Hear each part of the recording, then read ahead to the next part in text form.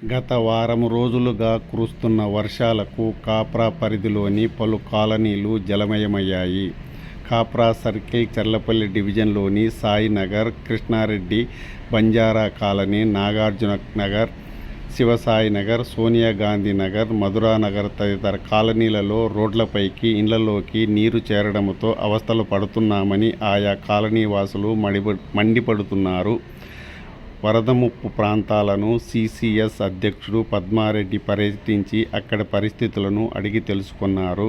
అనంతరం ఆయన మాట్లాడుతూ డ్రైనేజీలో పేరుకుపోయిన చెత్తాచెదారాన్ని తొలగించాలని, ప్లాస్టిక్ వ్యర్థ పదార్థాలు, గాజు పెంకలు, మట్టి, రాళ్లు, ఇసుక, మేటలతో స్థానికులు తీవ్ర ఇబ్బందులు పడుతున్నారని, వెంటనే జీహెచ్ఎంసీ, హైడ్రా అధికారులు వీటిని తొలగించాలని కోరారు.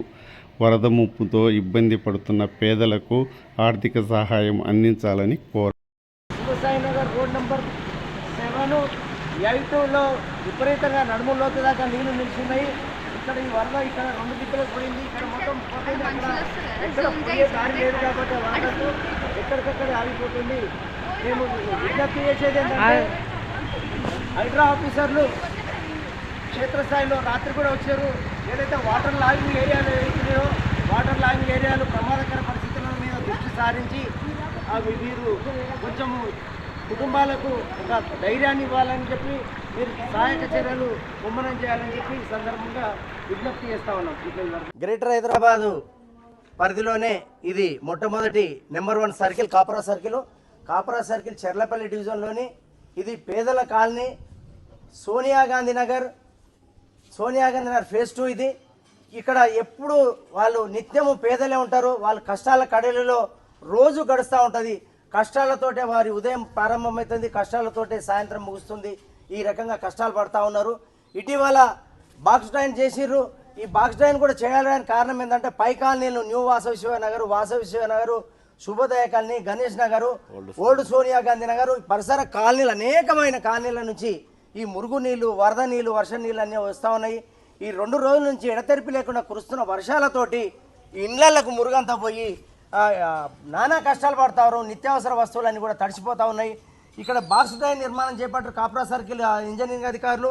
ఈ బాక్స్ డ్రైన్ నిర్మాణాన్ని ఇక్కడ ఈ నాలాలో, కాప్రా చెరువు నాలాలో కలపడానికి ఏకదం ఇక్కడ కరువు చేయడం వల్ల ఈ నీళ్ళన్నీ ఒకటేసారి మలుపు కుదరకపోవడంతో ఈ ఏదైతే ఈ మ్యాన్హోల్ల నుంచి పొంగి ఈ చుట్టుపక్కల ఉన్న ఇళ్లకు కూడా మురుగు నీళ్ళు అన్నీ వస్తూ ఉన్నాయి. 2 రోజులుగా ఈ నీళ్ళు రావడమే కాకుండా మొత్తం వ్యర్థాలు కూడా అన్ని పైకి లేస్తూ ఉన్నాయి. కంకర, ఇసుక, మట్టి, ప్లాస్టిక్ వ్యర్థాలు కూడా అన్నీ బయటకు వస్తూ ఉన్నాయి.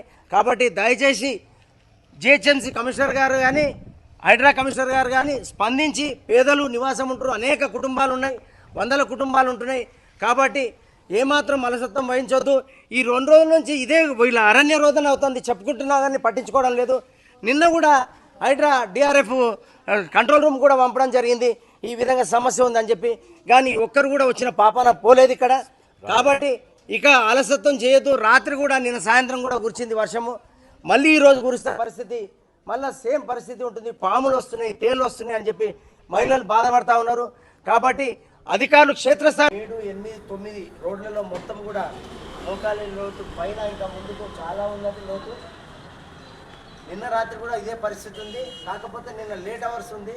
ఇప్పుడు 8 గంటల ఉంది. నిన్న 9:30 ఆ ప్రాంతంలో, 10 గంటల ప్రాంతంలో ఉండే ఇప్పుడు 8 అవుతుంది. ఈ పరిస్థితి ఉంది, వరద పరిస్థితి ఉంది.